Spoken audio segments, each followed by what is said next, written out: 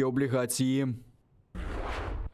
Покрокове виконання Мінських угод обговорять 19 квітня. Це підтвердив президент України Володимир Зеленський після зустрічі з президентом Франції Еммануелем Макроном та канцлеркою Німеччини Ангелою Меркель. Так звані кластери обговорять на засіданні радників глав держав нормандського формату. Президент заявив про загострення на Східному фронті та сподівається повернутись до режиму припинення вогню. І підкреслив, що жодні перемовини без України неможливі.